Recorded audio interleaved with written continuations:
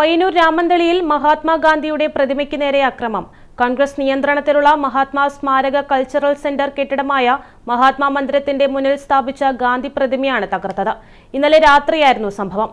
BJP Punchakkad area general secretary വികേഷിന്റെ വീട്ടിലാണ് രാത്രിയിൽ അജ്ഞാതർ ചേർന്ന് റീത്ത് വച്ചത്. കൂടുതൽ വിവരങ്ങളുമായി നിശാന്ത് ചേരുന്നുണ്ട്. നിശാന്ത്, എപ്പോഴാണ് ഈ അക്രമം നടന്നത്? ഏത് സാഹചര്യത്തിലാണ് ഇത്തരത്തിലൊരു അക്രമം നടന്നത്? പ്രതിഭ, കഴിഞ്ഞ ദിവസം ഇലക്ഷൻ റിസൾട്ട് വന്ന ഉടനെ പയ്യന്നൂരിന്റെ വിവിധ ഭാഗങ്ങളിൽ വ്യാപകമായി ആക്രമണം നടന്നു. ഇന്നലെ രാത്രിയാണ് രാമന്തളി കോൺഗ്രസ് നിയന്ത്രണത്തിലുള്ള രാമന്തളിയിലെ മഹാത്മാ കൾച്ചറൽ സെന്ററിന്റെ മുന്നിലുള്ള ഗാന്ധി പ്രതിമയുടെ മുഖം തകർത്ത നിലയിൽ തകർക്കുന്ന ആക്രമണം ഉണ്ടായത്. ഗാന്ധി പ്രതിമയുടെ മൂക്ക് തകർത്ത നിലയാണ്. രാവിലെയാണ് പ്രദേശത്തെ കോൺഗ്രസുകാരും നാട്ടുകാരും പ്രതിമ തകർത്ത നിലയിൽ കാണുന്നത്.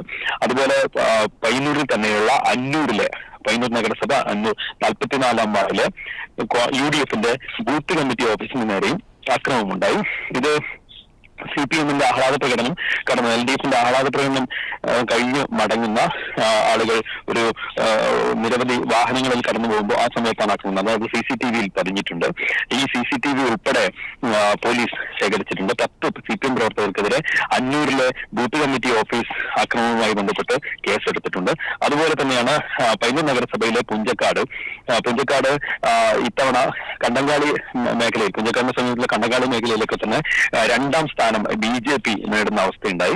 3ാം സ്ഥാനത്തേക്ക് UDF പോയി. UDF ഇവിടെ ആ പ്രദേശങ്ങളിൽ വളരെ ദുർബലമാണ്.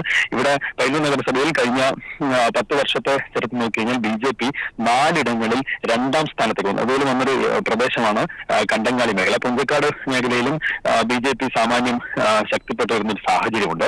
ആ സാഹചര്യത്തിലാണ് ഇന്നലെ രാത്രി പുഞ്ചക്കാട് BJP-യുടെ ഏരിയ ജനറൽ സെക്രട്ടറി വികേഷിന്റെ വീടിന്റെ വരാന്തയിൽ ഒരു റീത്ത് വെച്ച നിലയിൽ ഇന്ന് രാവിലെ പുറച്ചോടെ കാണുന്നത്. ഇത്രയാണ് പയ്യന്നൂർ മേഖലയിലെ ചെറുതും വലുതുമായ ആക്രമണം. നിരവധി സ്ഥലങ്ങളിൽ പോസ്റ്ററുകൾ നശിപ്പിക്കുക, അങ്ങനെയുള്ള സംഭവങ്ങളൊക്കെ തന്നെ കഴിഞ്ഞ ദിവസം രാത്രിയിൽ നടന്നിട്ടുണ്ട്.